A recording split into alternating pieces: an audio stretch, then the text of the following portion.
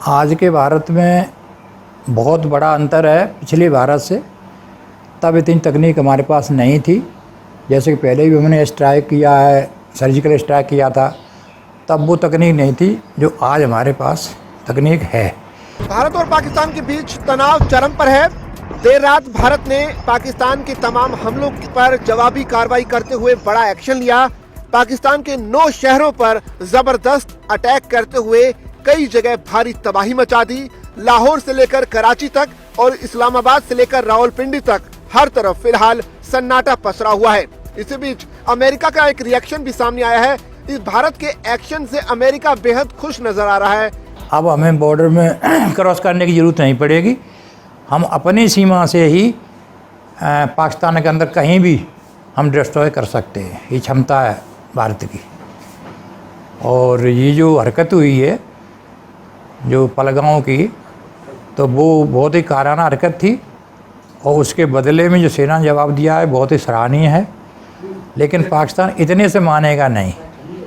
अगर वो अभी युद्ध नहीं हुआ, आगे कुछ और नहीं हुआ, तो दोबारा फिर वो संगठित होगा। 2-4 सालों में फिर यही जख्म भारत को देना शुरू कर देगा। और उसके पीछे की जो वजह है वो काफी खास मानी जा रही है। आपको वो वजह बताते हैं, लेकिन उससे पहले आपको बता दें कि भारत ने जो ऑपरेशन सिंदूर लॉन्च किया था, जब पीओके में भारतीय सेना ने घुसकर आतंकियों के ठिकानों को ध्वस्त किया था, उससे जुड़ा ये अमेरिका का रिएक्शन बताया जा रहा है।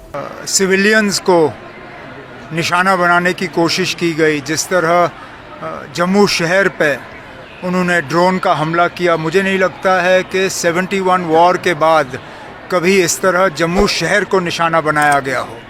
लेकिन हमारे डिफेंस फोर्सेस उनको ये क्रेडिट जाता है कि उन्होंने ये सारे ड्रोन जो हैं उनको नाकामयाब किए और उनमें से एक भी ड्रोन जो है निशाने पर नहीं पहुंच पाई। आपको बता दें कि भारतीय सेना ने जिस तरह से ऑपरेशन को अंजाम दिया था, ऑपरेशन सिंदूर, उस ऑपरेशन के दौरान खूंखार आतंकी अब्दुल रऊफ अजहर मारा गया। ये आतंकी मसूद अजहर का भाई है, जो कि आतंकी संगठन जैश-ए मोहम्मद का सरगना है। अब्दुल अजहर ही जैश की कमान संभालता था और लंबे समय से सीनियर कमांडर है। हालांकि उन्होंने जम्मू में कई सारे इलाके, यहाँ तक कि खबर ये आई है कि कश्मीर में भी अनंतनाग में जो एम्यूनिशन डिपो है उसको भी टारगेट करने की कोशिश की, लेकिन उसमें भी वो नाकामयाब रहे। मैंने पहले दिन बात करते हुए ये कहा था कि लेकिन अब ये हालात हमने नहीं बनाए। पहलगाम में हमारे लोगों के ऊपर हमला हुआ, बेगुनाह लोगों की कत्ल की गई, उसका हमें जवाब देना पड़ा। लेकिन ये जो अब लगातार इसको बढ़ाने का सिलसिला जो पाकिस्तान के तरफ से हो रहा है, इसमें ना पाकिस्तान को कोई फ़ायदा है ना उनकी कोई कामयाबी होगी। बेहतर यही होगा कि वो अपनी बंदूकें खामोश करें और यहाँ पे हालात जो हैं वो दोबारा साजगार हों। कंधार विमान अपहरण कांड में मसूद अजहर को छोड़ना पड़ा था और उसने ही मुंबई आतंकी हमलों की साजिश भी रची थी। ऐसे में उसके भाई का मारा जाना भारत के एक दुश्मन के खत्म होने जैसा है। यही नहीं, अमेरिका को भी इस आतंकी के कत्ल से काफी खुशी मिली है।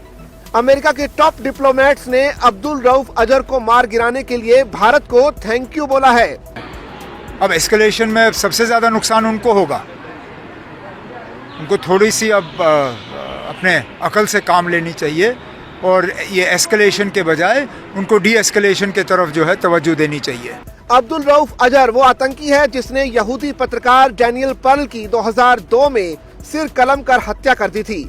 ये विभत्स हत्याकांड पूरी दुनिया में चर्चित हुआ था। Daniel Pearl Wall Street Journal के सीनियर पत्रकार थे और उन्हें किडनैप करने के बाद कत्ल किया गया था। अफगानिस्तान और इराक में अमेरिका के पूर्व राजदूत एवं संयुक्त राष्ट्र में स्थायी प्रतिनिधि जालमे खलीलजाद ने कहा कि अब्दुल रऊफ अजहर के मारे जाने पर भारत को थैंक यू बोला है। उन्होंने एक्स पर लिखी पोस्ट में कहा कि पाकिस्तान के खिलाफ जारी सैन्य कार्रवाई के दौरान भारत ने क्रूर आतंकवादी अब्दुल रऊफ अजहर का कत्ल कर दिया।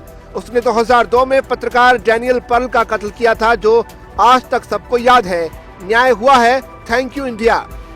वहीं अमेरिका की एक और डिप्लोमेट एली कोहेन ने भी पोस्ट किया है और भारत के पीएमओ को टैग करते हुए थैंक यू बोला है। उन्होंने लिखा कि लंबे समय से हमें डैनियल पर्ल के लिए न्याय का इंतजार था, उन्हें बेरहमी से कत्ल किया गया था। मैं निजी तौर पर पीएमओ इंडिया के प्रति आभारी हूँ। डैनियल पर्ल के आखिरी शब्द हमें याद रहेंगे। उन्होंने कहा था कि मेरा पिता यहूदी थे, मेरी माँ यहूदी है और मैं भी यहूदी हूँ। उनके ये शब्द यहूदी इतिहास में हजारों साल तक सुनाई देते रहेंगे।